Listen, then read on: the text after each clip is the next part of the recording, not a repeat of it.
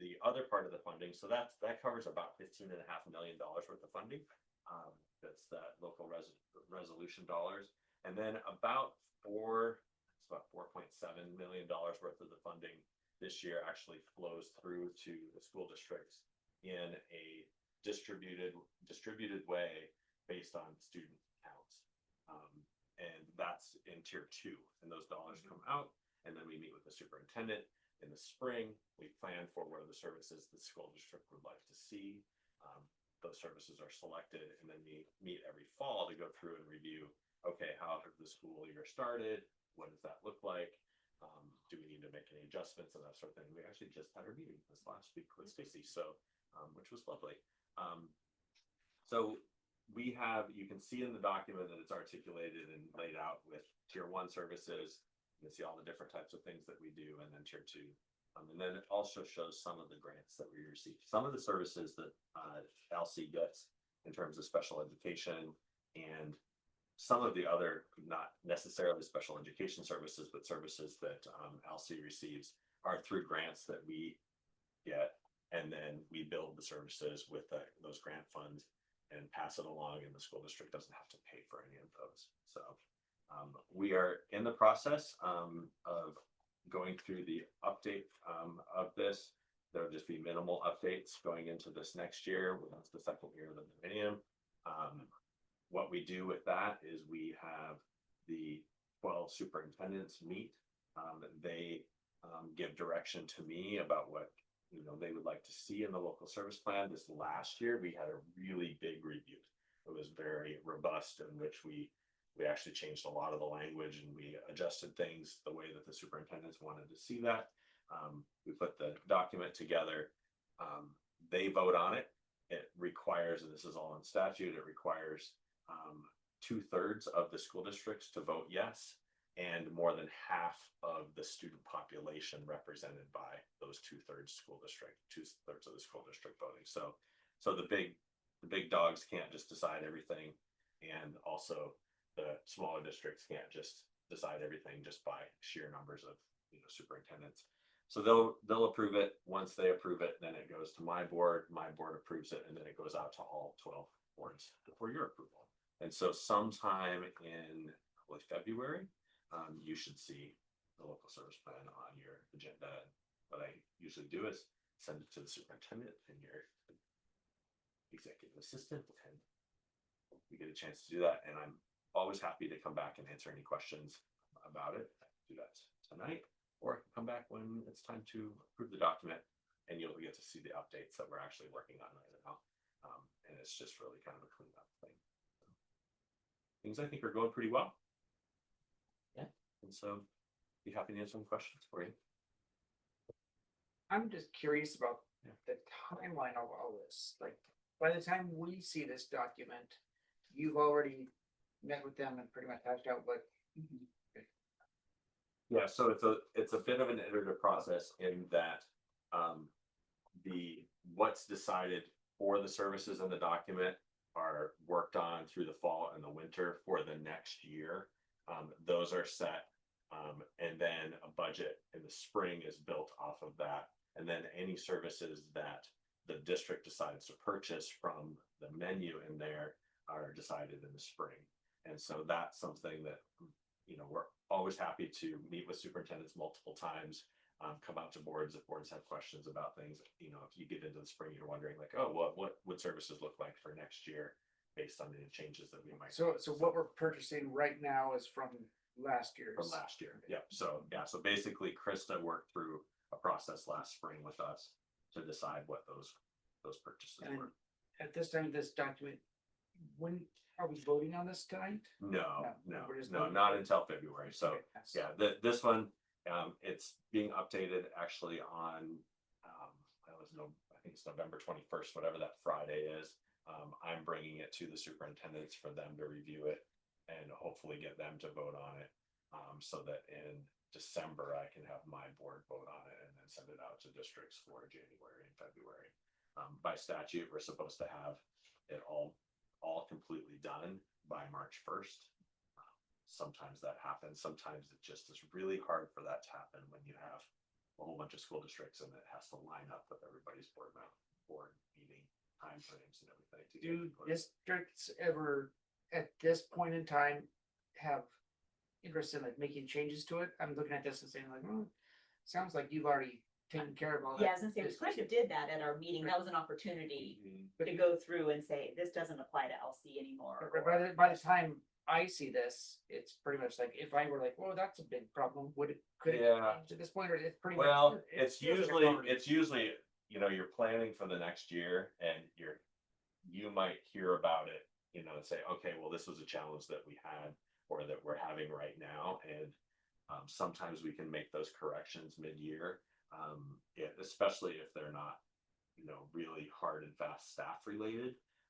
If we have staff and we're like, oh my gosh, if Elsie was like, we really can't afford this service any longer. If there's a staff person involved, if I can figure out how to navigate and have the staff go somewhere else, sometimes we'll allow changes mid-year, but sometimes it's hard because I have to go through a RIF process and I would rather not do reduction in force with my staff. I'd rather have them go somewhere else and be able to do that. So it's definitely an iterative process. But from your perspective, you're looking at what's happening today in the school, in the hallways and things like that, identifying gaps or overages, and then taking that to these meetings to advise this plan. I mean, there's going to be things that are in here that Alcy doesn't need ever. There's gonna be things in here that the big districts don't need ever, Right. correct? And that's where That is absolutely the case, yeah. And then there's some things in there that might be like, I'll use one example that's, very niche, that comes through grant funding. If you have a student that has a visual impairment and needs to learn how to use a cane and all of the processes around that, sometimes smaller districts can go for years and not have a student that has those needs. We have staff that help those students and actually spend a lot of time. I mean, when those kids come through the system, there's staff that are working with those kids, ESD staff, sometimes 2 to 4 times a week. And so then that would be a service that you'll see in like the grant area, that now all of a sudden you have that staff member coming that might not come, for a lot of years. Yeah. Same thing with when you look at like occupational therapy and physical therapy, it just varies up and down, severe disabilities, varies on what your kid population looks like given time. And then there's some things that,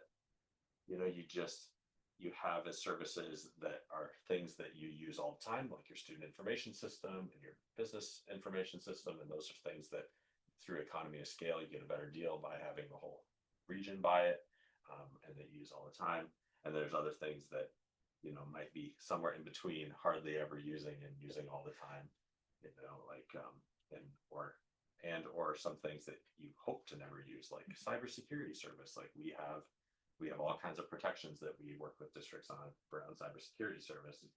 And I hope that you actually never need a response of that, because things are, there's preparation and things are in good shape for that.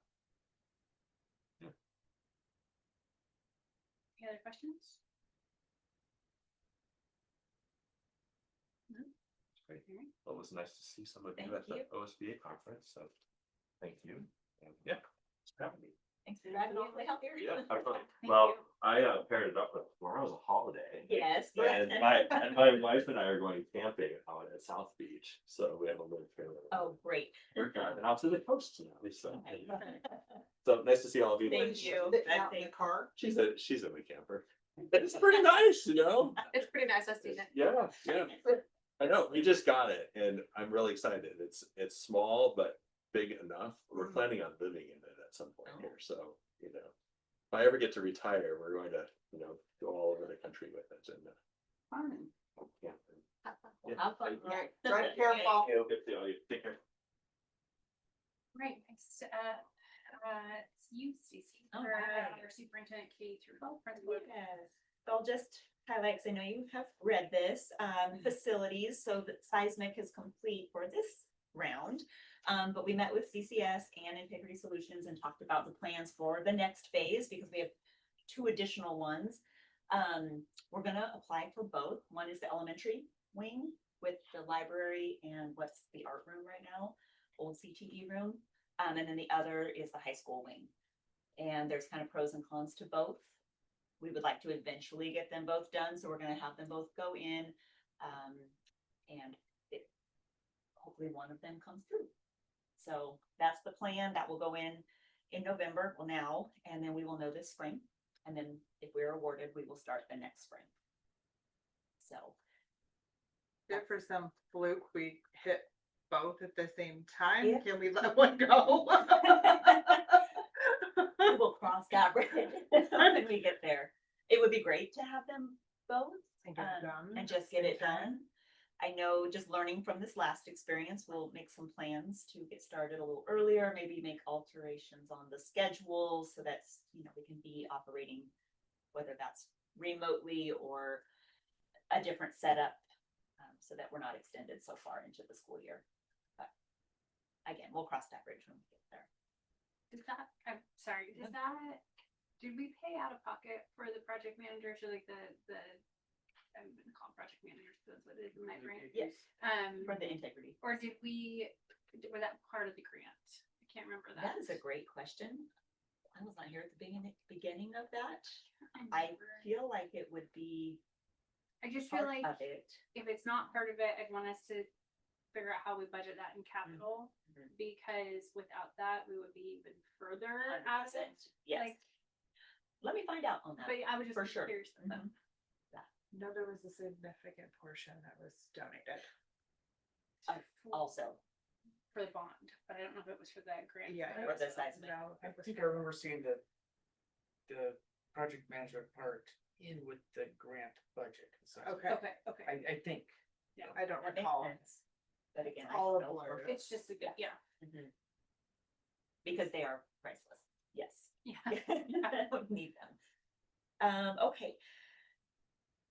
And schedules and systems. So PLCs continually meeting the intervention team. I know I gave you a snapshot, but I did want to show you, I throw out these acronyms. ELC, it's just professional learning community. Our math teachers get together, look at their data, come up with an action plan. English, same thing, science, all of these different groups. And so I did make some handouts for you, just to show you like what goes into it. And I have a few. Laura, did you make the copies of the RTI today's meeting? For No. the, for For the the PLC? teachers, Oh, perfect. And do they have it? No, for the boards. No, Okay, that's all I right. have some extras. Okay.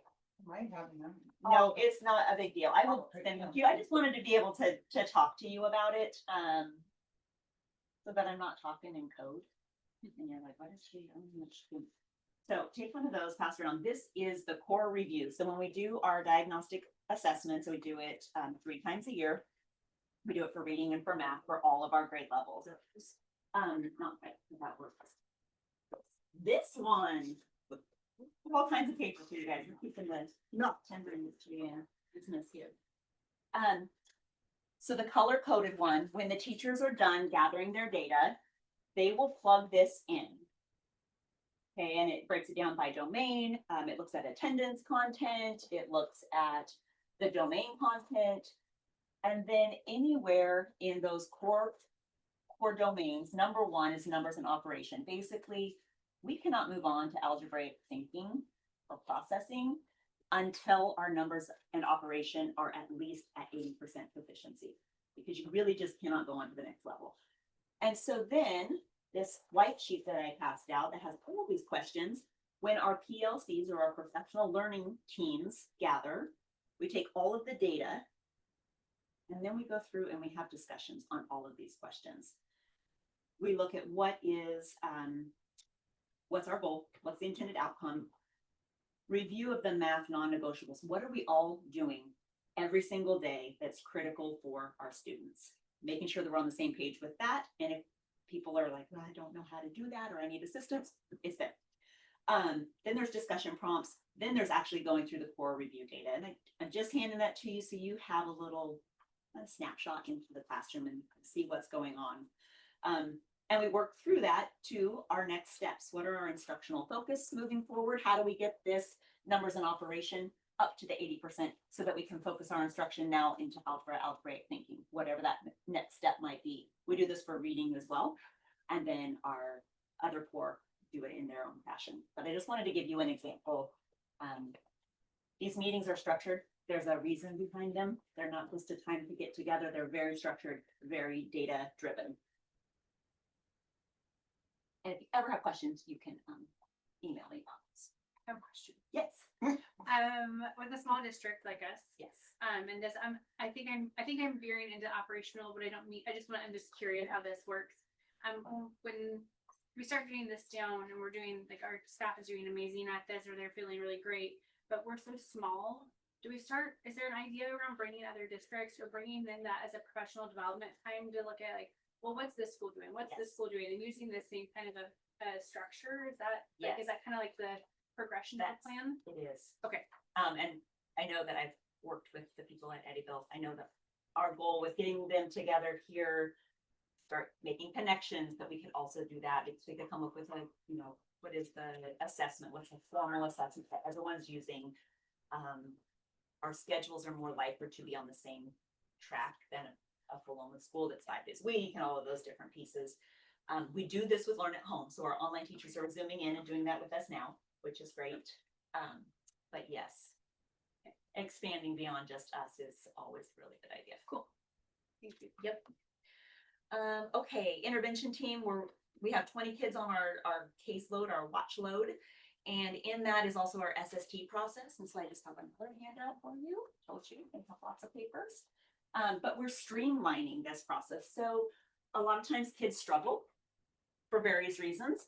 And it's very common for a teacher to try all the things in their toolbox and then get stuck and frustrated and say, I think this kid needs an IEP. That's not always the solution. There's always more steps in that. And so it's really hard when you don't know what the process is. And so this is a streamlined process.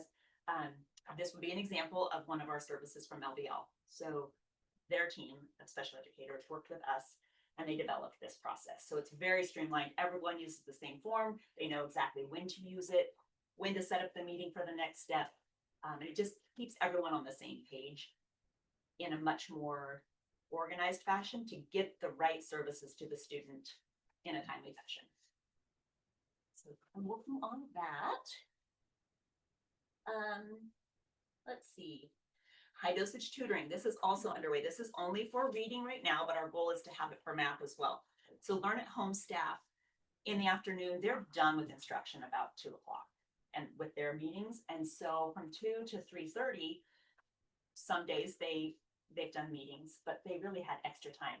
And so our tier 3 students with reading go on this 10-minute tour. There's different groups every 10 minutes and they get high dosage tutoring every single day with those online certified teachers. So last year it was really beneficial. I don't actually have the numbers. I just heard how positive it was. And so we'll track it this year and see where we're at. Instructional rounds are going really exciting. The teachers love it. This is the one where we have our focus on the student talk versus teacher talk and engagement.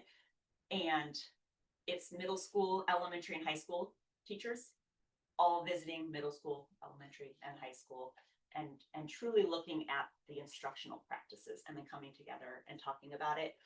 I want to show you those just so I can have you informed about what we're doing. Laura, did you have those ones too? Which ones? You had them. You just had them. The ones that you go, no. Yeah, not right now. Okay, this is an example of the feedback from the first instructional round. And she'll just give you the handout so you know what they were looking for as we went into each and every classroom. Again, they're 6 minutes a piece. You try to do 5 to 6 of them and then debrief. And the learning process is like incredible because the teachers are learning from other teachers. Again, I know that's a lot more information than you need, but I just wanted to share with you to show you some of the new things that we're trying for instructional excellence. In addition to that, observations are also happening. So those are a little bit different. Those are specific to the Danielson domains. We're almost done with our first round. Safety drills, as you got my email, we're still rocking and rolling on those. And we got 2 of them on Friday. Ooh, unintentionally, not everything is good. Yeah, I know, it's not funny. Strategic planning with the community is still being scheduled for December. That's the one where we take our strategic plan that everyone came up with here in this room. And then also looking at those, the maxims and that process that we got a grant to help do with all of ODE's new changes. It's sort of been put on hold, and I'm trying to decide if I am going to just lead this my own self or if I will be able to bring in the people from Reflection. It's a great practice. I want to do it. I don't care if I'm leading it or they're leading it. But I would like it done in December because I'd like to wrap that up, you know, and move on. And then of course, in January, the 13th, which now we have a basketball game.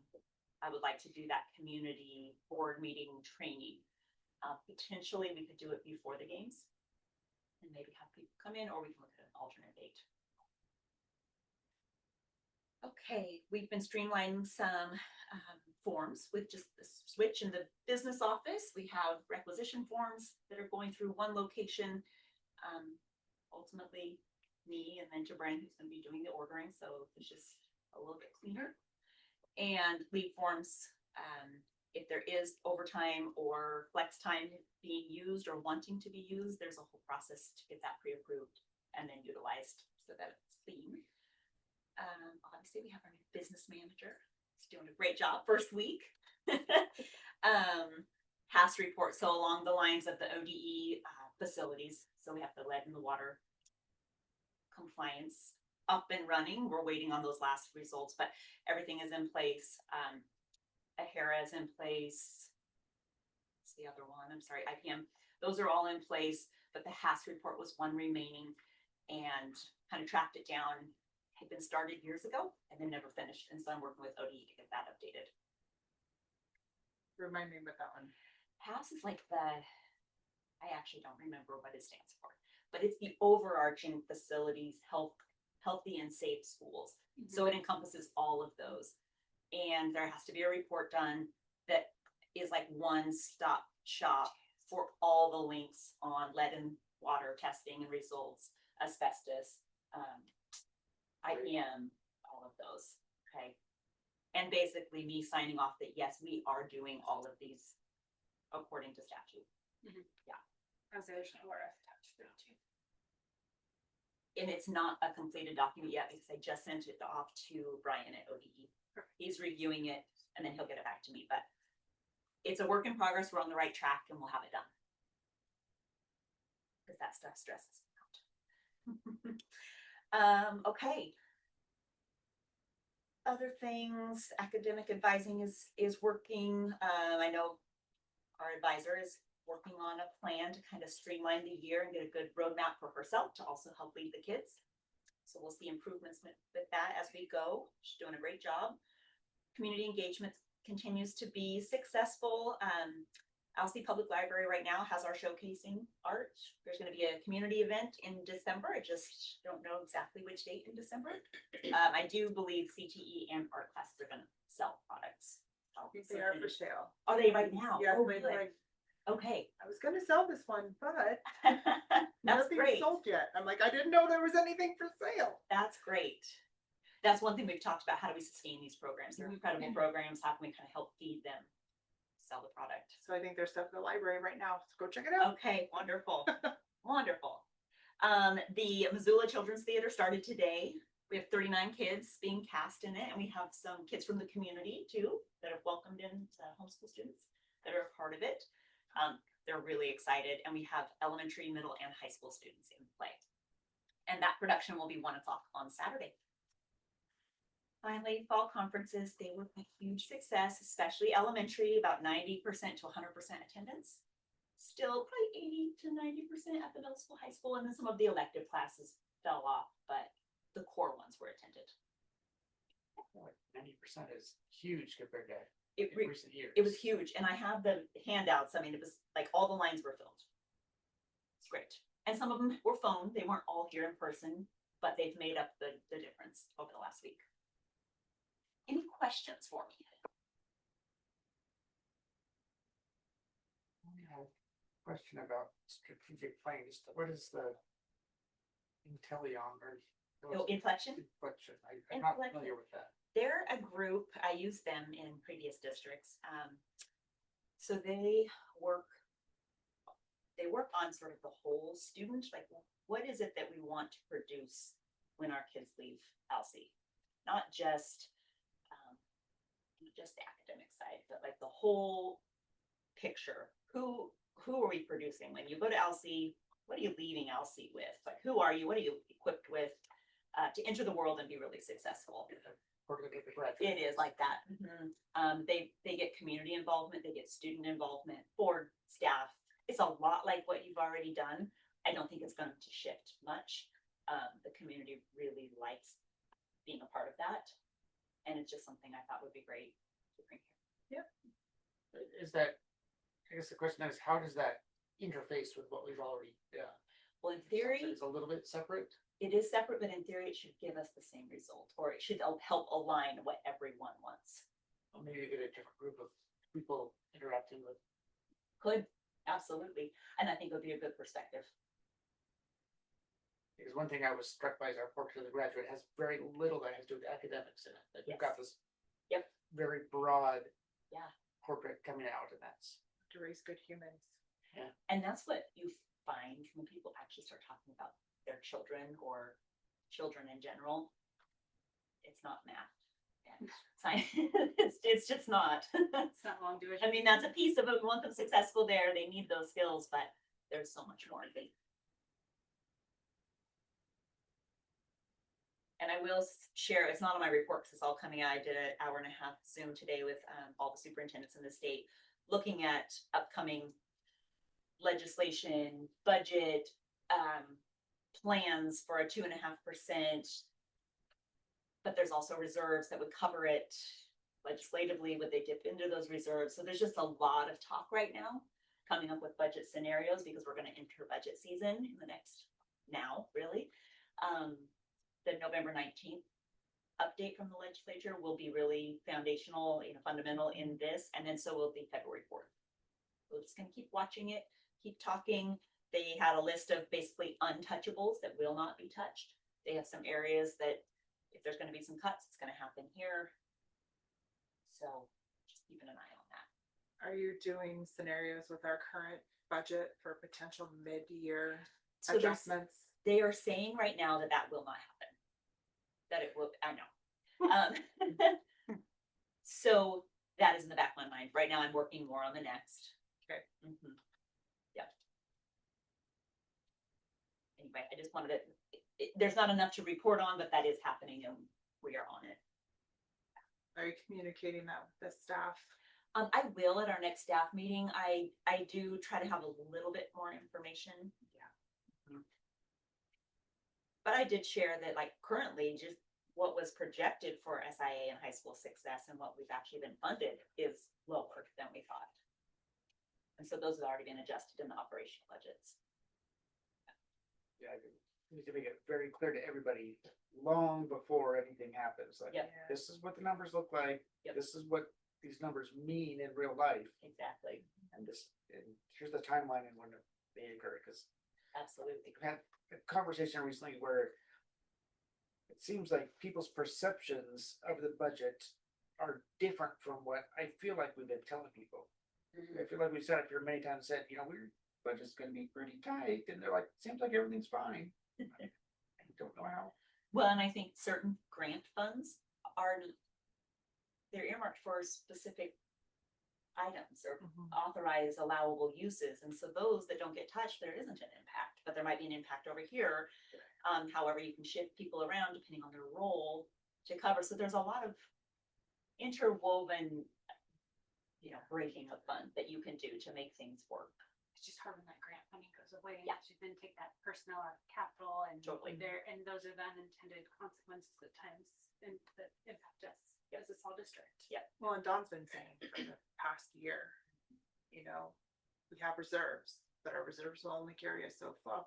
Right. So we still have work to do to be operating within our means. So if we continue that transparency with, okay, on top of that, we're likely facing some changes with state school fund and all that fun stuff over the next however many years. So just the transparency, I think, will be key to putting the community and staff at ease. So Yep.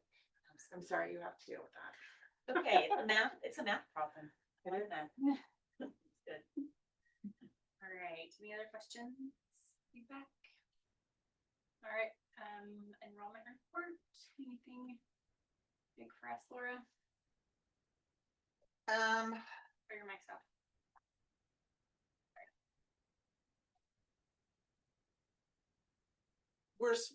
We've been losing some students, and so I think we're down. Can't remember what the thing on the overall said, three, but yeah. Dawn had mentioned in August that our target was 225 for enrollment. That's what our budget was built on.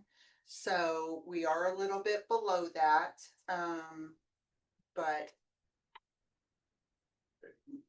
I know, not a whole lot you can do about it other than just hope that some people that are dissatisfied around the end of first semester will come in. So, because I will say the ones we've lost, mhm, I mean, the families are moving. Yeah. For work. right. Like, it's not a reflection currently in those Correct. situations of something that's, We can't fix that. we can't fix that, Right. unfortunately. It was brought to my attention that there might be families in Corvallis that'll soon be dissatisfied with their class sizes, and wonder if there's a way to get word out that, you know, if you're upset about your class size in Corvallis, maybe go to LC, but I don't know a way to do that without stepping on Corvallis School District's toes, making them angry at us for. They're already facing declining I think it enrollment. has to be natural attrition. I think so. I mean, I don't think we can advertise. Yeah. Of course, some people in Corvallis don't We even know that can, we're I don't in know that. enrollment. people in Corvallis even know that LC exists. Some Right. people might not to, so maybe we can advertise, but I think in creative ways, like what's happening Mhm. at LC school, it's not Yeah. far from you, Right, not like targeting. those families. Yeah. But Yeah. Don't recruit them. All right, and then regular attenders. That's me. You don't have a report for that? Well, I did just the did, packet. well, You we did. just celebrated them on Friday. And so for the month of October, we had 90 students that were 95% or higher attendance for the month, which is huge, and many of those were 100%. So I would say that's some of the best I've actually been a part of in the last two districts I've been in. Do we have a comparison of, I mean, I can go back in my. From board last book. year or from pre-year. Yeah, just to see if we're up. I can go back in my board books and look, that's fine. We should set a spreadsheet up for that, though. That would be Because when you good. just look at these 2 months, like where there's some precipitous declines in a couple classes, but Right. Mhm. you know, historically that they may jump around like that month to month. The class is that small, you know, 3 Yeah. kids, take a The vacation, percentage, suddenly yeah. you got 50% of the classes. Mhm. Mhm. Are you looking at the cumulative, Yes. Yeah. Jamie? Yeah. Mhm. And it doesn't have the previous years on there? No, I thought I had put previous those one. on there. Okay. That would be good. I can fix that and put like last year's on there if you want, the year I think it would before, just be, because we really just so you can. started big focus on that Mhm, last year. right, It was a mhm. big initiative, so it's Okay. just fun to see if what Okay. we're doing is working. It's working. And I do know October historically is hunting season, and there's a lot of it, which is great. November. You know, that is in November, yep, and those are I mean, those are cultural components Yeah. here in our culture. Absolutely. And so I think it's just something just to be aware of.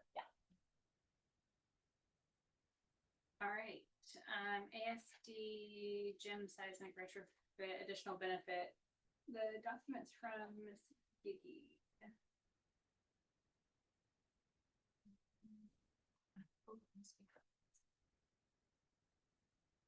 Well,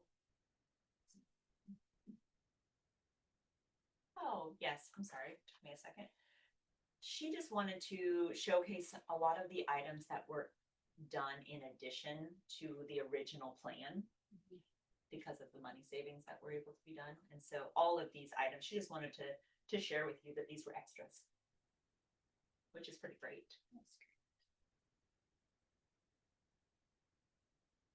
Right, and with that, unless there's anything else you wanted to add, okay, then we'll move right into Ms. Shunk's Learn at Home Oregon November board report.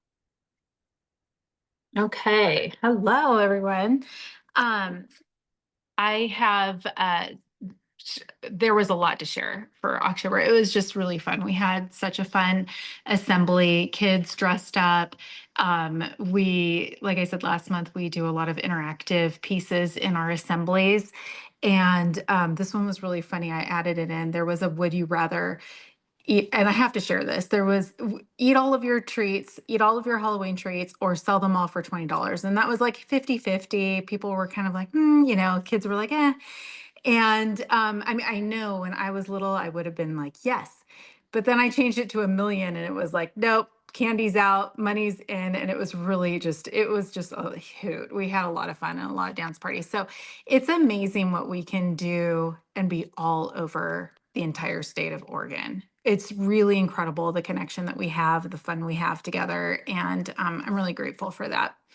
I included the slides for that, so you can check that out. And then, and everything that we celebrated, I included our November school-wide newsletter.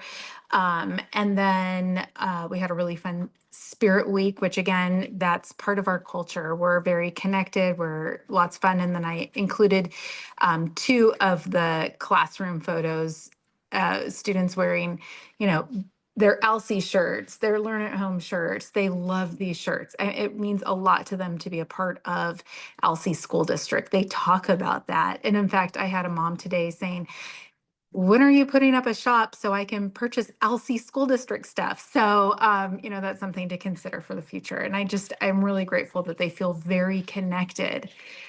Even with all the distance that is geographically between us. We had a really great turnout, 90% plus for our parent-student teacher conferences, where students shared their portfolios and the collection of the work that they've accumulated so far this year and what they're very proud of.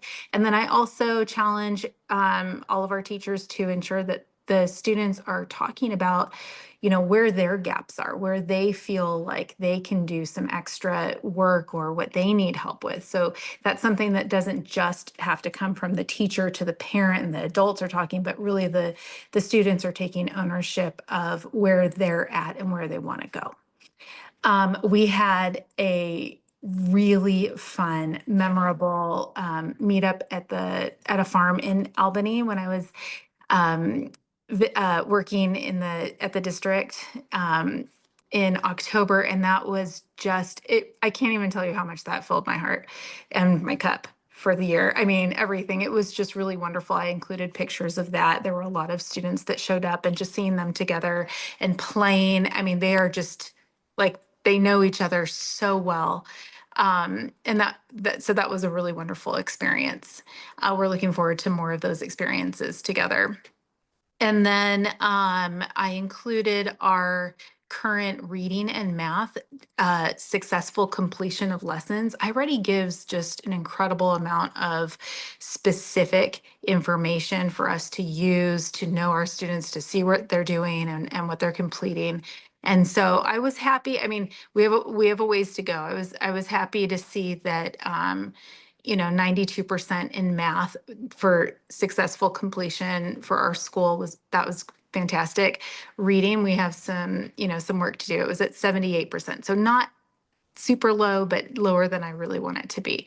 And then looking ahead, we have next week, WestEd is coming back out.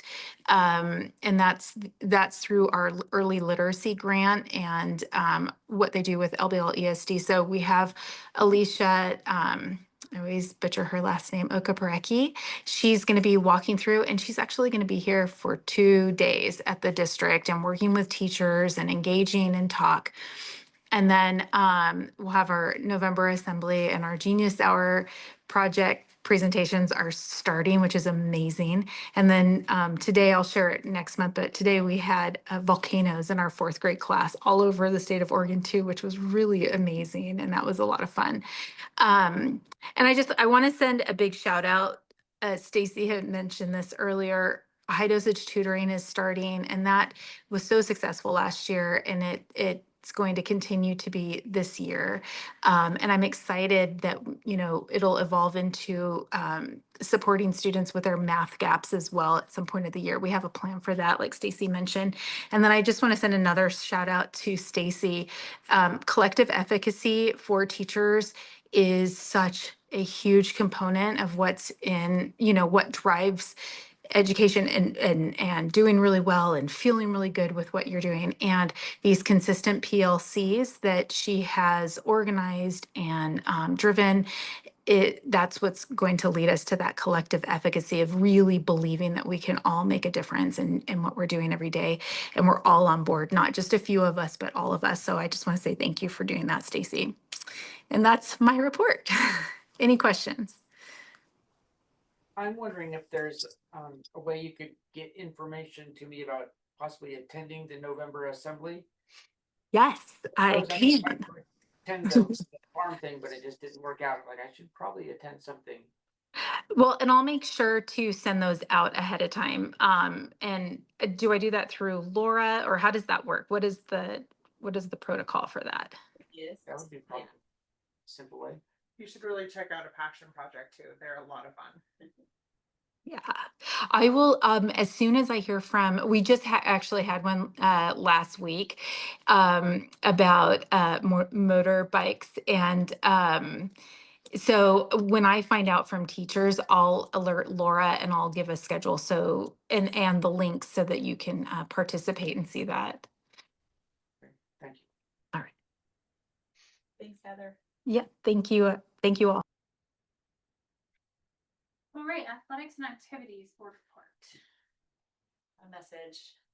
Joe is out of that appointment. But the big things would be the co-ops for baseball, softball, and wrestling at Paloma. And those are gonna be in our, And they're those are in in- our new business too. Yeah. Are we, how did that, are we allowed to co-op with 2 different schools for winter sports? Well, I think we're only co-oping with one school for winter. Oh, and then And then one for spring, Thank so you. I think Yep, we're good. Yep. Yep, sorry. No, you're good. Do we have numbers? What are our interests? You don't have this Okay. pieces of data, but I That's can get that for Yep. sure. Just curiosity. I know last year Monroe didn't have enough girls for softball, so we didn't co-op in that space, but it looks like we do this year, so that's good. And then I know, varsity sports start on Monday, 17th, and working out those practice schedules and get that out as soon as possible. Coaches are hired, Congratulations. so, And then winter sports awards this Friday. yes. Fall sports. Fall sports, thank you.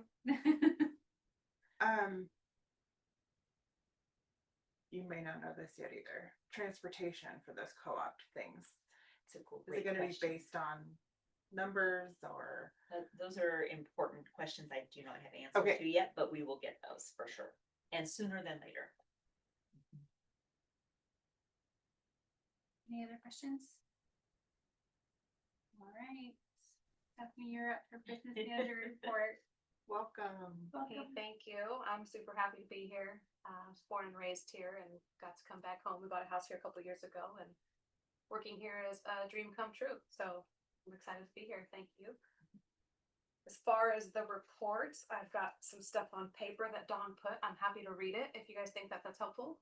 I know y'all have it already, so if that's obnoxious, then that's fine too. But I'd be happy just to read through it because I don't know a lot quite yet. Still learning. Your comfort level. Yeah. You can give high level kind of updates to us, things that you're looking at. I think just your comfort in that space. I mean, the first sentence, I feel like kind of sums up the whole page. All staff agreements, extra duty positions and benefits have been encumbered for the fiscal year, as well as all payroll liabilities have been encumbered and reconciled. Below that, he gave a pretty good detailed report of each one of those. hopefully in the coming months, I can be a little bit more valuable and have a little more to say. But otherwise, I really enjoy being here and this is a lot of fun. The first board meeting I've ever been to. I would just say, just watch a couple board meetings in that segment of the business manager's report and you'll probably learn a ton. I did do that today actually for the first time. I was like, I probably should have done this last week, but I did watch a few today, Yeah, so that was because even helpful. like, I mean, George is new on the board. When I was new on the board, I really didn't understand a lot of things he was saying. But that repetitiveness really helps. Because it's different. It's a lot different, It but is. welcome. Thank you. Yeah, Don would take, would sit there and read all these, and he would somehow just change the phrasing a little bit to where it was even easier to understand the way he wrote. So now, after hearing that many times, now I can read it and I get it. No, that's good. I actually have the ability to do that when I understand things, so I do look forward to being able to be that next person. And I think I mean, I'll just speak for myself. I'm always looking for like, where did we miss the marks? Where are we over, under? What do we need to move around? What do we need to be thinking about? Where are you seeing kind of the trends taking us, advising us in that space? And then I guess our reciprocal like commitment is we'll take our questions through Stacy too. So we're not bombarding you individually, but so that she's taking that to you and you guys are working together and then giving that piece of it. And one thing we're starting just because new, and also I think it's really valuable, is every month we are meeting, just her and I, and then also on the whole district office, the business office team. So 2 meetings a month just to go through things and kind of dig in. I think that would be helpful. I think so. Welcome. Thank you so much. Thank you. All right, safety committee, Laura, anything, there's one up here. So we haven't actually had our safety committee meeting for November because I was out of town. And so that won't happen, so I'm now gonna be catching up. However, we did get this report from the fire and safety inspection, and it was a corrections, looks like a corrections inspection, and no issues, so. We've tested it out enough. Just a little bit. Thank you. Okay. We're gonna move into new business. Faster than I thought it was gonna be. Okay. First one up is our annual organization resolution 2601. This is the resolution where just high level, we actually need to put Stephanie in place as our business manager and give her access to the accounting functions. And so I'm trying to see what line it's on. It's line number 5 and line number 3 is changing. So we just need to adopt that so we can move assignments around. I make a motion to accept resolution 26-01 as presented. All right, there's a motion. Is there a second? I'll second the motion.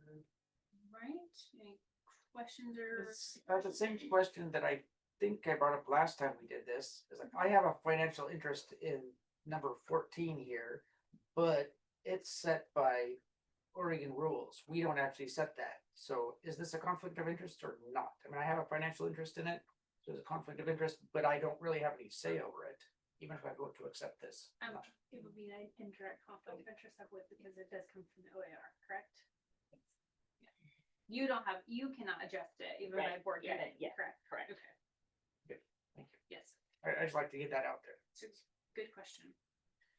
All right, motion seconded. All right, Laura. George? Yes. Russ? Yes. Oh, dang. Jamie? Yes. Got one more Soren. day, though. Yes. Christine? Yes. Motion carries 5-0. All right, next is our distance learning grant resolution 2602. Stacey, can I have you give us an overview Yeah, on that this, one? yes, absolutely. So this one, last year when budgeting season was in place and the budget was adopted, these are basically unanticipated funds, additional funds, and so we needed to increase the spending authority for that. So it's a resolution to transfer. Kind of distance learning Of it. development. Yes, correct. That was one Krista applied for. I believe so. And I think it wasn't awarded until after the budget season and I think there's probably a question on that one, but is there a motion to consider on this one? I'll motion to adopt resolution 2602 as presented. All right, is there a second? I'll second it. Thank you. Sequence here. Yep, go ahead, Jimmy, you're first up. I would really love to review this grant if possible. I can't speak for anybody else. If I need to request that a different way, let me know, but I would love to review that. sure. Make a note.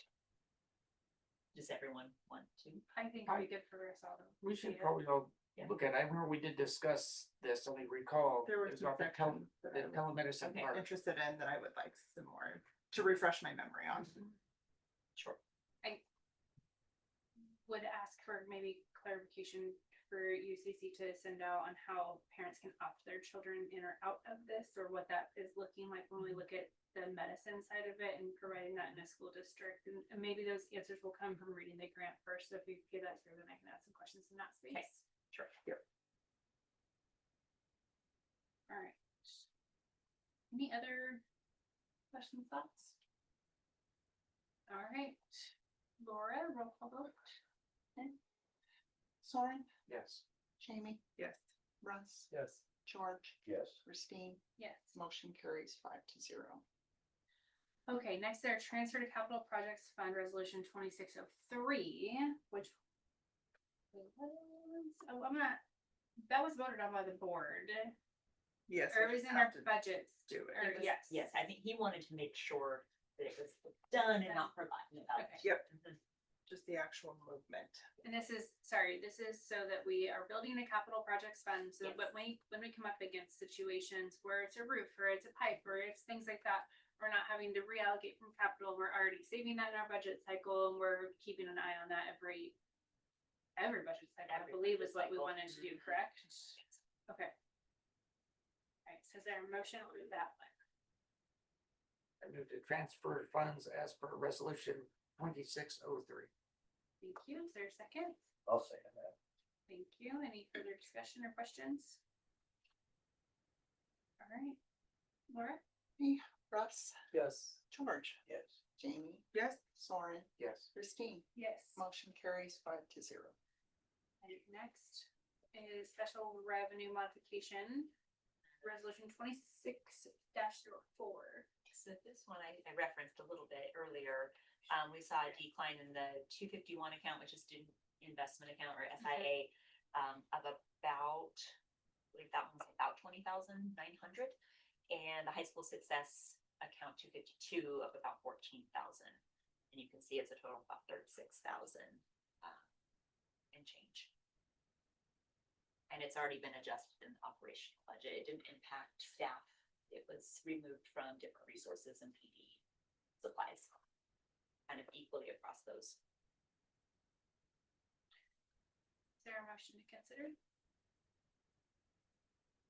I move to adjust appropriations as per resolution 2604.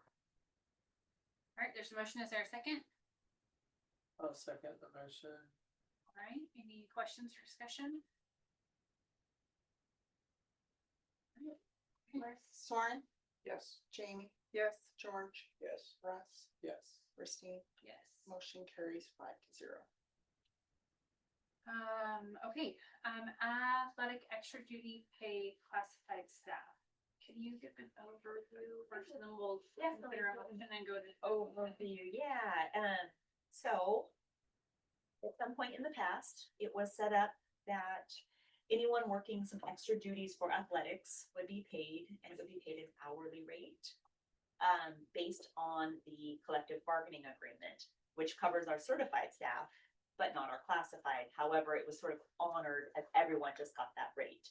If you are an hourly employee and then you work hours to do athletic events, that will bump you into overtime. That overtime rate ends up being, in the upper 30s an hour to run a clock. or to run chain, or to do lines. That can add up quickly. That is not in our budget. Comparing with some other schools around, most people do a flat rate. So we went through and restructured for the classified or student to do these, and it's a flat per event. This is what this rate will be. And then we're gonna work with our CBA and our president to have that shifted for the certified staff as well. So it's gonna take a little bit more time, but most 99% of the people working are classified.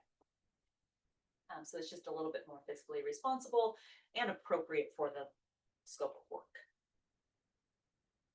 Is there a motion to consider? I'll move to adopt the extra duty pay schedule as presented.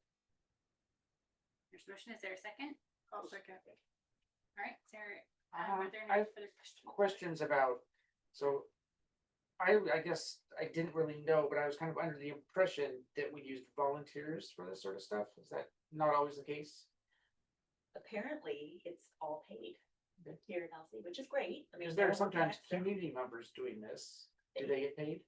They can volunteer if they want to be paid, and we are paying. I think they'd have to apply. They would have to Oh. go through all that process. Mhm.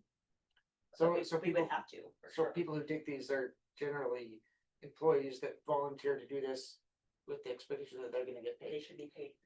Yep. Yep. Because it is, especially after working a full day, to stay here and work, they need to be compensated. Just not sure it's $40 an hour.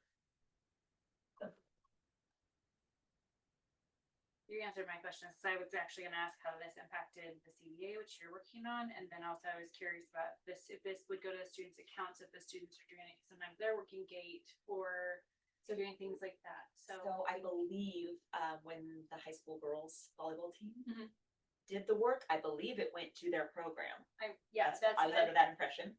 yeah, I think that's And I great. think if it's just a student who wants to work to do it, it's paid to them, but they have to apply. I mean, they have to become an employee, a student employee, Okay. and that Alright. process.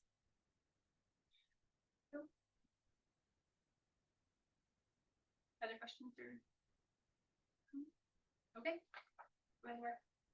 George, Yes. Russ, Yeah. Jamie, Yes. Lauren, Yes. Christine, Yes. motion carries 5-0. OSBA elections.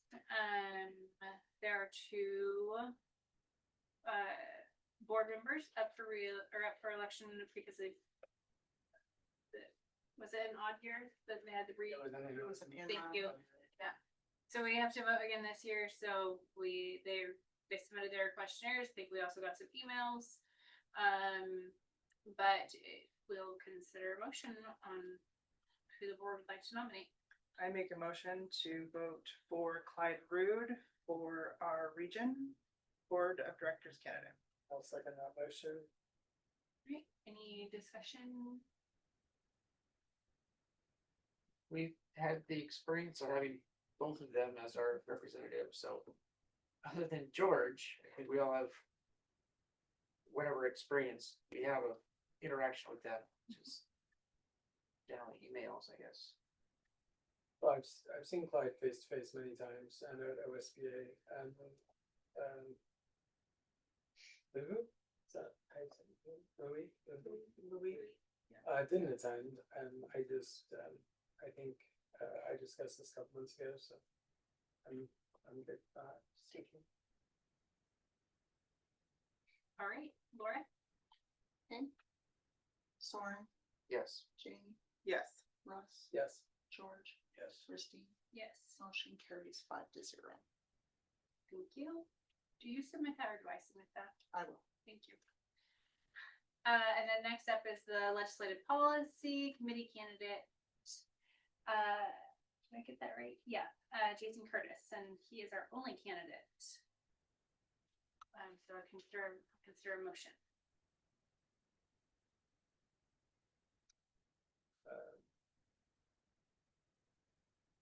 I'll make a motion to nominate OSBA, or to nominate Jason Curtis as OSBA Legislative Policy Committee candidate. right, is there a second? I'll second. All right, any discussion or questions? I'll just point out, this was the position that I ran for last year. And Jason Curtis won the position. I did not run again this year because I really don't think that changing that position up every year is really useful. Yeah. If he's been doing the job for a year, I talked to him a little, he's like just getting into the groove of it, like there's no reason to switch it up and have someone else learn it over again. This I know it applies. Appreciate that feedback, though. Yeah, yeah, I you. get it. All right, there's Sounds like something I could never do. Jamie could do. No. so there's a motion and second, for a roll call vote. George, Yes. Jamie, Yes. Soren, Yes. Russ, Yes. Christine, Yes. motion carries 5-0. All right, next there's superintendent contract. I'm gonna pass this one to Jamie to give the overview. We'll go through a motioning process. Prepare me for that. Oh, do you want A me to? motion first or? She'd give an overview to the board and then we can ask questions and things like that during the motion process. Okay, flying by my seat here. So in summary, I took the considerations that the board and parameters the board gave me at the last meeting. Stacy worked wonderfully in providing information. I also sought information from OASBO, which is the business center, just kind of trying to determine how a good, solid red face test option for determining stipends, so everybody feels respected and that we are making wise decisions with what those funds mean and cover. So in that space, I have increased Stacy's rate of pay for her superintendent, which is going to include the food service director as well as the sped director. In conversation with her, those are likely positions that will remain in that umbrella for a period of time, probably longer than potentially other portions of duties. So we decided that that was more reasonably represented within her duties as the superintendent. So they were shifted up into another section. We did keep her stipend for her K-12 principal. When we talked about that decision, I had come in and wanted to base it on FTE. So we had a good conversation in that space. And I think that we have come to an agreement that it's about a 0.25 representation of a K-12 principal. And we all know that she's doing way more than that. So I think we've come to a reasonable agreement and well within our budget amount. And so I look forward to a nice long contract. Thank you. Is there a motion to consider? I will make a motion to, is it accept or offer the employment, is it accept? Approve, okay.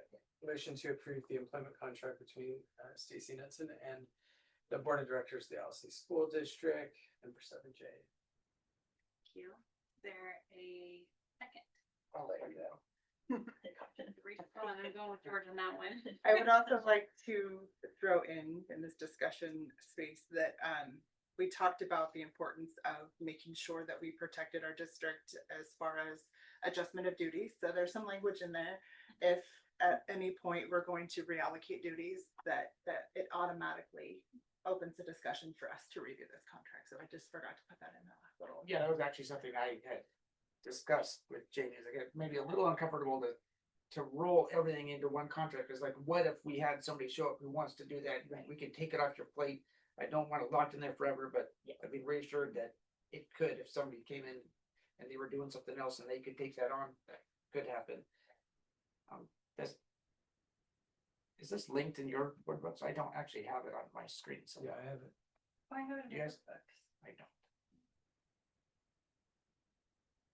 I just want. Did you link it right at the very beginning of the meeting? Mhm. Yeah, I wonder if it just refreshed. I discussed it with Jamie, like, so I'm pretty familiar with it. I just wanted to make sure it's there for the public, because I know we have to do that in public. I wanted to highlight a few things that were different in this negotiation contract that I really appreciate you educating all of us on, because I think you did a great job on that. They've like, I don't believe I've ever gone through an evaluation of FTE and that compensation rate. And so I really appreciate you bringing that in, meeting with OASBO, putting in a data-driven decision behind the compensation. Those are hard conversations to have regardless, which is why they're one-on-one. But to be able to share that with the community and the board, that these decisions weren't a dart thrown at the wall, but they were based on data, based on compensations from other districts. And so that partnership together. I would also then like to congratulate you, well, based on the board's voting, I should say that, but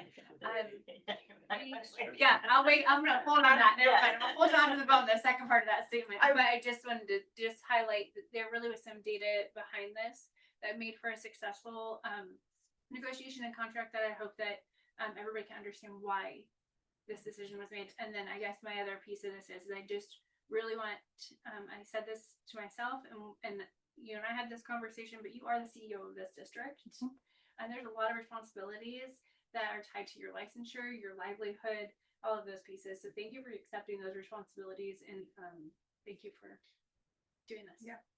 One other little piece is there was a salary analysis presented of superintendency that looked at us in comparison to 10 other districts in the state, similar sized. I did go and look at the majority of those districts and notice that there are different people doing at least half of what we're putting into one role here. So it was done with a lot of thought and a lot of data. So I appreciate that as well, because I'm data driven. Like, going into this, I had no idea. I was nervous. What other districts pay for all these sorts of things, so it's really good to see Yeah. that all those numbers broken out and know when we look at that and say, wow, that's a lot of money, and other people look at it and say, wow, that's a lot of money. You can break it down and say, yeah, but if we had to hire all these things out to somebody else, it would be even more. Plus, you're never gonna, get someone to be no one wants to be a part-time sped director. Well, not with the guys that are only job and all those things. You've got to put them on somebody's plate. Yeah. Otherwise, they're not gonna get done, and you're willing to do it all, and it's looking at the money, it's totally seems, cost less than it would if we hired those out to individuals. Significantly. Yeah, and then with respect to the amount of money, like spending it here on a superintendent is probably one of the better places to spend money. Like teachers in the classrooms, I think is the best place to spend money. Superintendent is one of the next best places to spend money. I mean, the personnel, getting the right people in the school, that's where that's where I want us to spend our money. The return on investment will be priceless. All right, any other questions or feedback? All right, Laura. Okay. George, Yes. Russ, Yes. Soren, Yes. Jamie, Yes. Christine, Yes. motion carries 5-0. With that, I'll congratulate you on being our permanent superintendent. Thank you. Thank you, all of you. And Jamie, it was very easy. Felt very healthy. Thank you. Come back to that board meeting when I said if we signed a permanent. Good job. Reference. I Say appreciate the can't be learning done. opportunity, so thank you, board, for having faith in me. It was a really, really Yeah, that's great. enlightening activity, so I appreciate the opportunity. All right, next up is our discussion around the community event for board business 101. This is, because I had to have it whiteboarded out in my brain. This is where our partner at OSBA will come out and we will sit there as silent participants. And she will educate the community and staff, kids, anybody that wants to be there on what our role is and be able to answer their questions on why I can or I can't have this conversation with a board member, or what can I do if I need something. So really kind of helping educate in that space. She did send us quite a few dates, Yeah. and we went through them. Purposely kicked November and December out the window. Yeah. And looked at January, and I promise I looked at the calendar, but now we have basketball. I did too, and it was not on there yet. So, And adjust. so we can either go back and ask for different dates, or we can plan it for this day, but do it, or is it a home game that day? It's a home game. Okay, so we could do it earlier in the afternoon too, upon board member availability. I just need to be able to put time off. in for time off. Yeah. I think there's a benefit in maybe doing it when people are already kind of coming this direction. I also would like to encourage maybe even inviting some community members from neighboring towns. Cause it's a learning opportunity, no matter which Absolutely. board you're working with. Absolutely. So it would be nice if we could maybe open it up. I don't know what that looks like and what parameters you want to put on that, but I think it would be beneficial. And I also think like videotaping it and putting it up for Yes. people. Well, the board would be there, so we would post It's it a as a work meeting, there'd be a work session, yeah. session. So Yeah. it would be posted, but it would be maybe a really fun one to highlight. Yes. What That's time- the one I was looking for. What time does the game start? 5:30. So we could do it at 4 or 4:30, is that what you're thinking? or- Say 4 to 5. Okay. And then if there's sufficient interest or that there's a lot of people like, I sure would like to go to that, but I couldn't get off work. An idea that came from OSBA is like videotape it, put it up, schedule another one for later where you spend like just 15 minutes. Recouping, like saying what was on the videos, and then you have all that time for questions and answers. So we just have to vote on if this date works and then we can schedule with Kristen. Our motion to consider. But if we're still kind of, are Um, we locking in this date then? That's already what given we it to would us. do. yeah, I'll make a motion to schedule the community event for board business for January 13th, 2026. Thank you. Is there a second? I'll second. Sounds like we discussed a little bit, so 4 p.m. 4 to 5 p.m. Okay. Laura, roll call. Soren, Yes. Russ, Yes. Jamie, Yes. George, Yes. Christine, Yes. motion carries 5-0. All right. I believe. Well, the motion requested here is for the next one, for the co-ops is split out into 3 separate votes. Do those ADs need 3? Do we need 3 separate votes? Is that the best practice to go through? Probably, Okay, I've never done 3 at once. I've never done. I know. So- I just, I move that the LC board approve the high school baseball co-op with Monroe High School for the 25-26 school year. I'll second that motion. Discussion. Laura, go ahead. George, Yes. Jamie, Yes. Russ, Yes. Soren, Yes. motion. Oh, Christine. Yes. Motion Yeah, carries- motion. I knew what you were gonna say. Motion carries 5-0. And then now for the softball co-op, Do we need this to match the exact? doesn't have to match the Okay. exact. I move that the LC school board approve the high school softball co-op with Monroe High School for the 2025-2026 school year. I'll second that motion. Second. Discussion. Okay, go ahead, Laura. Jamie, Yes. George, Yes. Russ, Yes. Soren, Yes. Christine, Yes, motion carries 5-0. outstanding. All right, thank you guys for all of that. Now we're into old business and I'll Nope, have we have one one more. more. wrestling, one more. I Oh, move that oh, the okay. LC school board approve the high school wrestling co-op with Philomath High School for the 2025-2026 school year. Thank you. I'll second that motion. Go ahead, discussion? Hmm. Okay, No, go ahead, Laura. my questions are forthcoming. George, Yes. Russ, Yes. Jamie, Yes. Soren, Yes. Christine, Yes. motion carries 5-0. Thank you. That's why I need many eyes. All right, old business, we don't have anything first reading, we don't have anything, but we do have quite a few under the second readings for policies. Again, we can split these out and have individual conversations, we can vote all at once, or we can vote separately as well, so. Is there, before we put a motion out there, are there any questions or policies to discuss on the second reading? Yes. Go Sorry. for it. I can. Go- yeah, we go ahead. can't- We don't have a motion first. You don't have, we can have our discussion first and then compile it together and add that into our Okay. motion. So under IF curriculum development, I would love to propose some additional language that reads, the district will implement curriculum that utilizes data to support and advance its academic goals. By examining relevant information and outcomes, the curriculum will be regularly evaluated to ensure alignment with the district's educational objectives.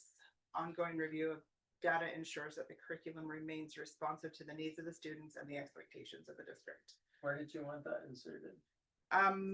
I think it would be best inserted between the two paragraphs. That's what I was wondering. Makes sense there.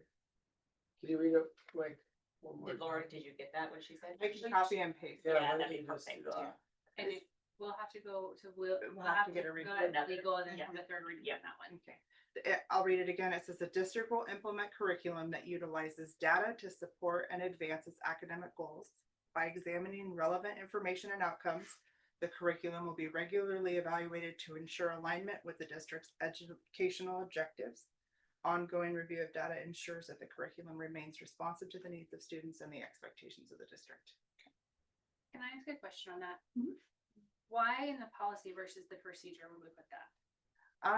Because that feels like a process to me. So that's where I'm wondering that does that go in the procedure or the policy? I was wondering if, when we send that off, if they'll say, well, what is the time, you know, will we start getting into timelines and specifics? I just, Which I guess fine.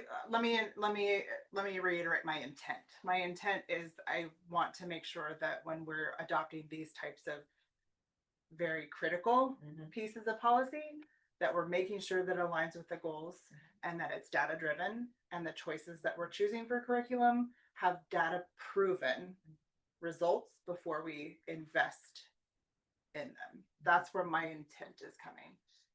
So I'm totally up for rewording that, but that's where my thought process is coming from. It's kind of hard for me to like make an assessment without like seeing it in context, because in the paragraph before it says has similar language. And that was just language that I came up with that Is it really you're looking to highlight the data as part of it? Is that what you're trying? data and goal. I want to make sure that the policies that we're implementing and curriculum that we're investing in align with the goals and are data driven. I mean, because it says like decision making within the curriculum review process should also be based on reliable data collected through a comprehensive assessment of needs. I mean, is it? But I think that's the easier- data that's happening within our district. I want to make sure that the curriculum is proven. We're not just buying the next So- brand new shiny thing. And to speak to that, ODE actually, before they put out their list of approved curriculum, they have all of this data collected and in a spreadsheet for prospective schools. Just want to make sure we're reviewing. Yes. Yes. The I mean, I board is think reviewing that them? I think that I'm kind of wondering if this is coming from the place of not having certain curriculums that Kurt Mhm. isn't aware of. Mhm. And also maybe parental concerns about curriculums being enforced or Right. used in the school that they don't necessarily aren't aware of or don't approve it. Mhm.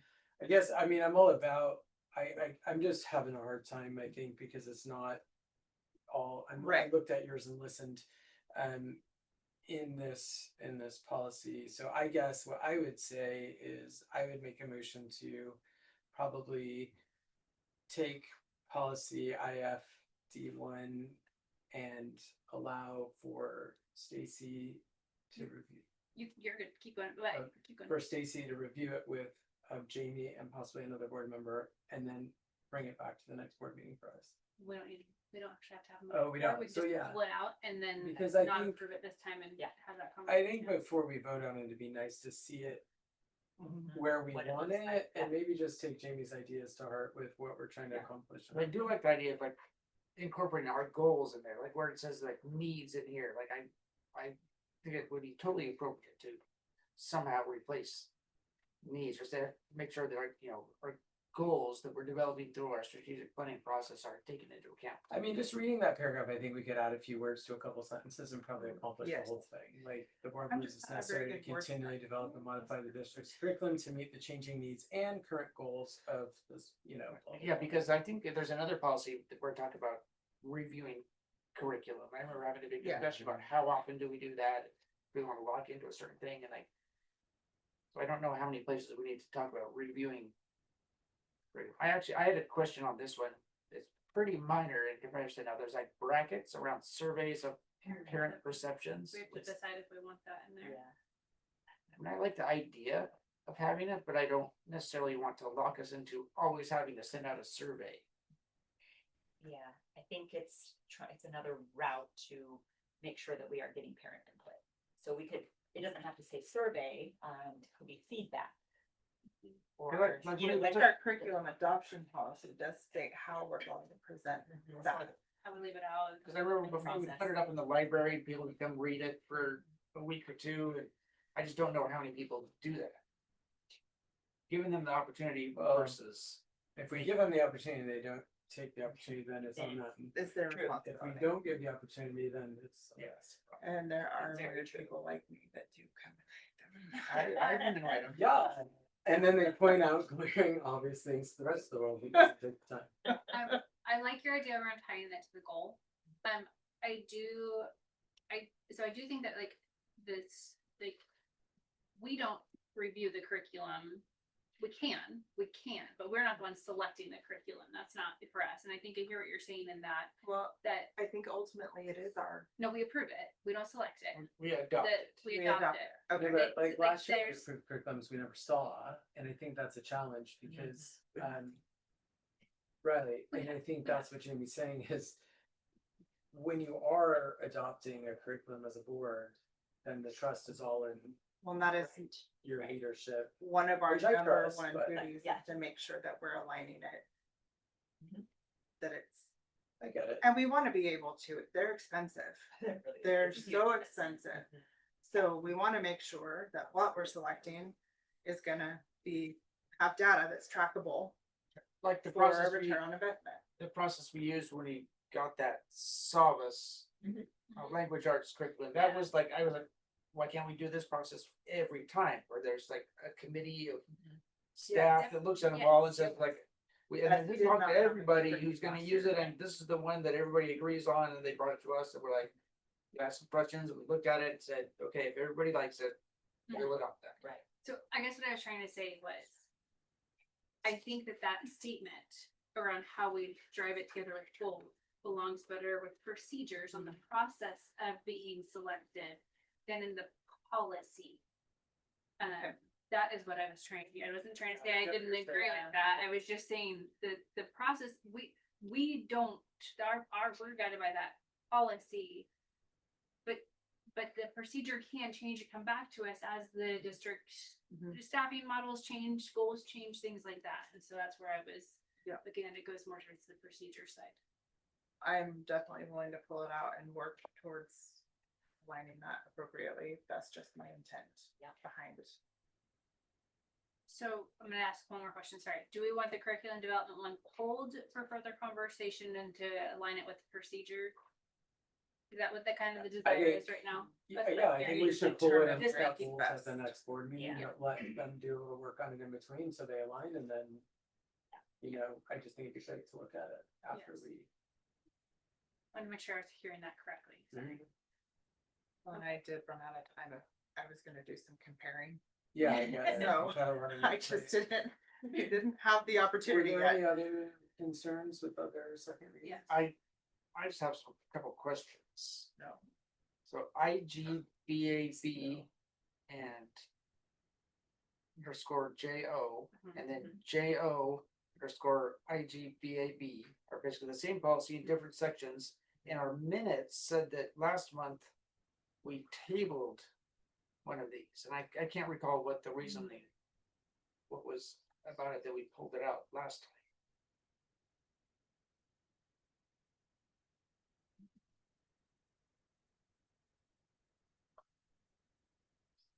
I Which miss one the are you days talking of about? the strikeouts in Eight red. D, AT like David. D like David, Mhm. and 8H.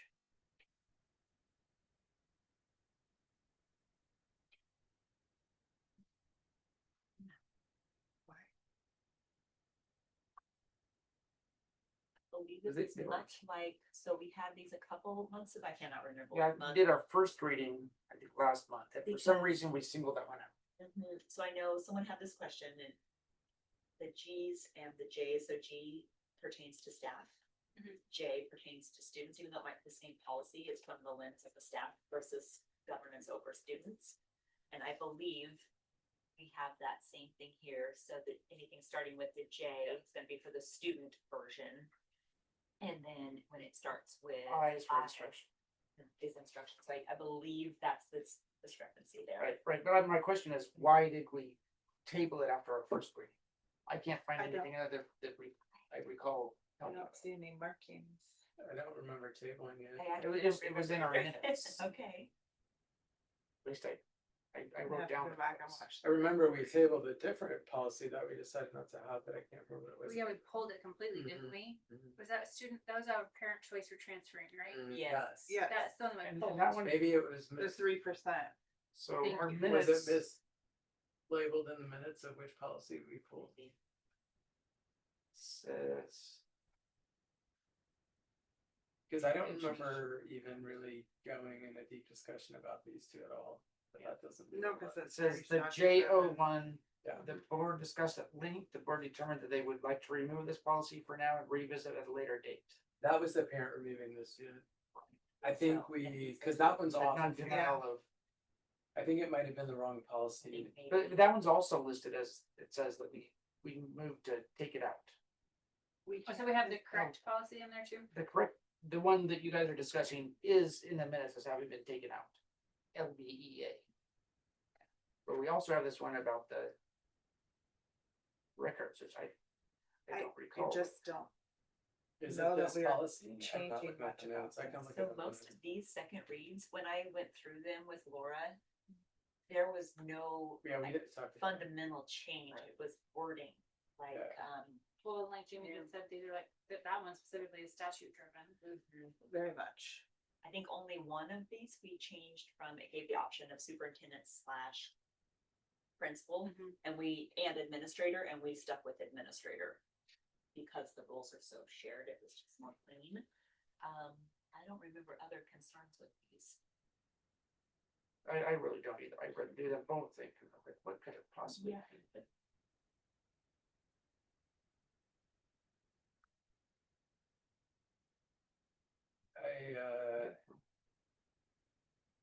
I just don't think it's the right AR there. Yeah, I really don't. I think that so- was just the one about, cause we did talk at length about the parent, Denial of- permission. I don't think we discussed this at length at all. I just have a feeling we are like somehow, we already acknowledged the minutes, I guess. I didn't- Yes, my question, do we need to go back and review the recording and adjust the minutes? But we already, as Russ said, we already. The thing is we didn't remove it, it's still here, so I'm thinking, the one we did remove is gone. Yeah, and I don't see that, That was the LBEA. And I don't Yes. see it on here. Yeah. Yeah, it's gone. Okay. So, yeah, so I think it's just maybe, there's a lot. I had to go to work a couple times, but yeah, I don't know, it's distracting and Laura miscued her notes. Well, and we have in here, we decided, it looks like it doesn't say superintendent or principal. It's like we selected principal. On which one? They are. I Okay. know. Was this JO, the policy IGB. that they had Okay. questions about the certificate of attendance? that's a different. That's a different No, one. This is just records. Yeah, this Yeah. is just record. Okay. Very statute driven. I just don't really remember discussing this policy. I don't either. That's why. I just I'll think have it to was go back. and probably, look at the I minute type. or I think it was just listen to the possibly video. that we talked about the one and then it got lumped somehow, but I'm not pointing fingers, No. Laura or anyone else. I really have a very strong memory of one and I have Yeah. zero of this, which means to me that is probably either when I use the restroom or it was a glitch. Yeah, So, I'll go listen to the recording of Okay. that, just to make sure. just make sure and then I don't see any challenges with it though, off the cuff, but. There any other policies though? Outside of, yeah. Mm-mm. I'm actually gonna make the motion, Go. hopefully make it a little bit easy. So I would, motion to approve all second read policies, removing 8C, which is IF curriculum development. I'll second.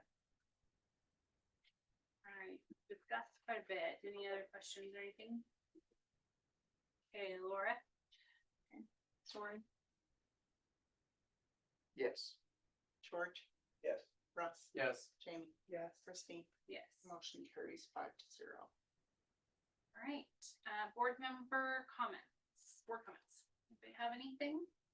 I was just gonna talk about the conference I went to this last weekend, the OSBA conference. It was as usual, I learned a lot. Those things really helped me do my job better. And this time I was able to participate in a discussion panel about hiring a superintendent. That it turns out there's as much turnover in superintendents as there's also turnover in board members. And a lot of people are pretty anxious about doing that job right. So I was really glad to be able to help some other board members who have never done that before and were very anxious about it. Get the information they need to feel better about getting that pretty critical job done right.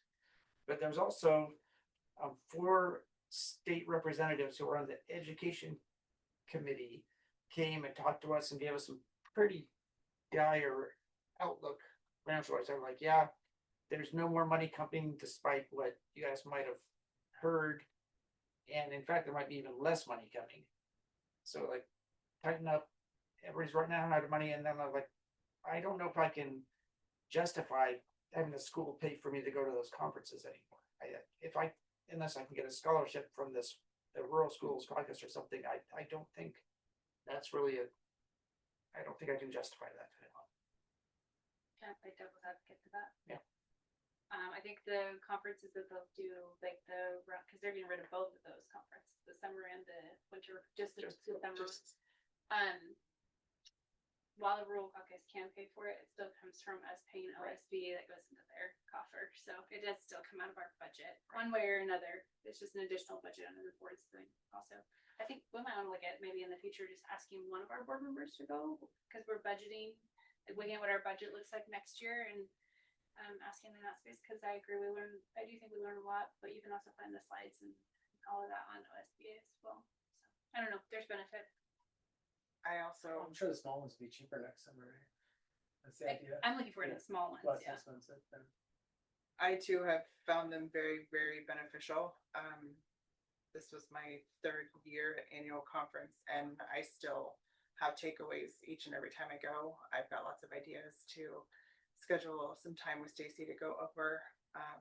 Again, school finance was key topic across the board, and I also attended a very remarkable session about school finance and navigating these hard discussions with the superintendent of Ashland School District, who just recently faced a horrific financial crisis.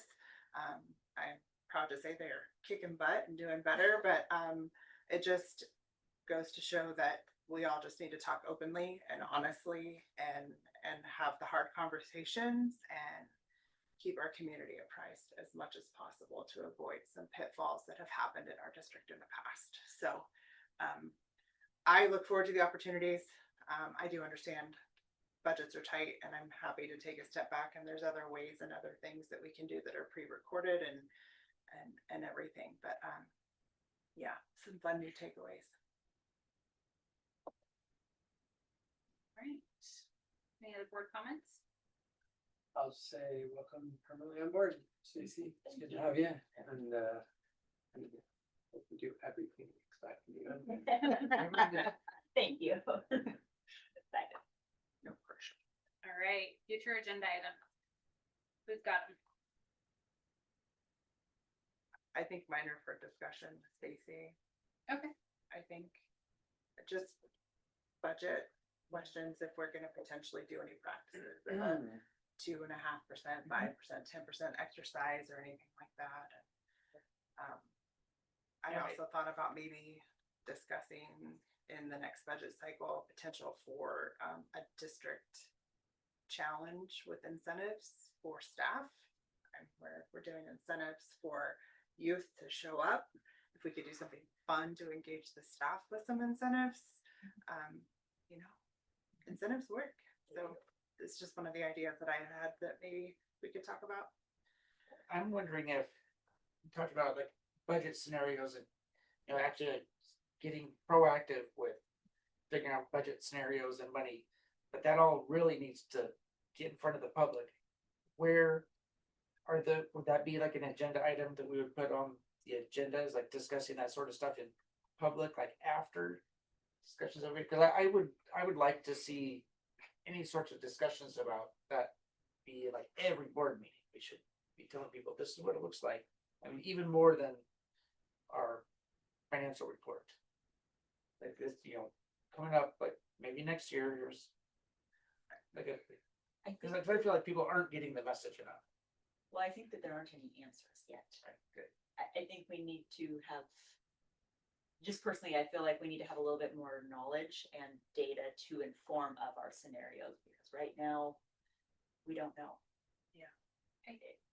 We know it's going to be less. We don't know how much. Is it a 2.5? Is it 5%? Is it more than 5%? Is it much less? I think after our November 19th update, and definitely after the February one, we'll have a much clearer picture. I agree with I agree with where you're going. My red flag comes up on how much fear would we cause with not having enough answers. But maybe what I would say is, instead of having it as an agenda item right now, Soren, can I pass the baton to you essentially to talk to Stacy? But where do you think that should live at, or even shoot? Well, I shoot think- Lauren an email, not Jamie and I, but like- We just made like the biggest investment as a district we're gonna make into the school tonight. And I think we did it for a reason. We believe in our school, we believe in our community. We can't worry about what we can't control. We have to provide an opportunity of excellence to bring people to us, and that changes the opportunity. So from my standpoint, I've been told since I've lived here 4 years, half a dozen times to a dozen times the school is going to close the next year. I ran for the school board and found out that wasn't true. I think a lot of people like to speculate that will fail because they're the pessimists. I want to be the board of optimism that we are going to succeed. Stacy didn't come here. We didn't hire her. We're not sitting here volunteering our time and energy to have the school fail. So I think proactively, I would like to share with the community every month the ways we're going to be unique and succeed, and to bring students in and to keep students here. Because when we build that brand, we have to believe it first. And if we don't believe it, nobody believes it. I just think when you talk about negative things, you bring negative things. When you talk about positive things, you bring positive things. And I don't really care what the government does. Back in the little red brick schoolhouse days, they ran it themselves. If it ever got to the point they ran out of money, we would still educate our kids. We would find a way. There's a lot of organizations out there that would help us find a way. But for me, I think we just focus on what we can control. And that's changing something to increase that ADM and to make LC School a viable option, not just for kids that can't find a home in a school because they've exhausted them, but because they want a better school home and a school environment. I can't say it better because I'm good with I don't know that. what to put on the agenda to promote that, but I think that one of the community events though, right? Like that's, I think that, and I and think celebrating the success of our students. Yes. And also I would say sadly, those harder conversations are really falling out operation. Like Right. we work on the bigger picture of the budget, and then how you operationalize that budget too is not the funnest part of your job, probably. I just don't know. So, and I guess saying what is our responsibility and making sure we have looked at those plans to make sure that we're not caught off guard. I think it's okay to tell a community, we don't know yet, but we're telling you what we're being told. So Right. there's no surprises. And So I think, I don't know if it's necessarily anything that we need to put on the budget. We just need to keep saying the word, like, okay, we got an update. Here's what we know. yeah, We'll provide more when we have more. and maybe that falls in my report. There's Maybe. just an element that Mhm. goes under fiscal. Right, I just remember how upset some people were last time there was a rift, or like they didn't see it coming. Yeah. Like, we didn't know it was that bad, it's gonna come to this. Yeah. Yep, so I just think it is okay to be real and say real big things are coming, the potential is scary. However, we're going to do this, and we're gonna keep trucking, and we will let you know what we know when we know it. but just keep having the conversations. Just fire the person and we'll figure it out. Yes. She likes math. like math. She likes finance. So I am not hearing, I'm not, do correct me, I didn't Go hear. back to the agenda. Here are future agenda items out of that, except for that, maybe some modifications in. They might, things like an that addition, come in. okay. Okay, so key dates. Tomorrow is Veterans Day. We don't have school. Don't send your kids here. They won't, no, there will not be staff here now. But Friday, the 14th, we do have a makeup day. So school will be in session this Friday. We will have fall sports awards at 5:30 p.m. I believe there's dinner, maybe. I'm not making any promises. We'll have sports awards. That's what we'll have at 5:30. November 26th and 27th is Thanksgiving break, and then our next meeting will be December 8th with a regular scheduled board meeting at 6 p.m. And we will adjourn this evening at 7:45. Thank you. Optimistic. I love business. I look really good. Yes, we did. I totally hope my husband I was gonna be late tonight.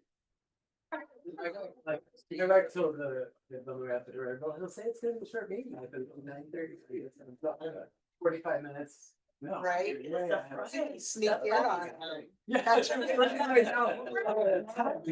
nowhere to go, but It's gonna be a long meeting. that is gonna be a big one. I had to meet my boss today. Rest up. So, you know. Thank you, Stephanie. Thank you, guys. Thank you. Good job,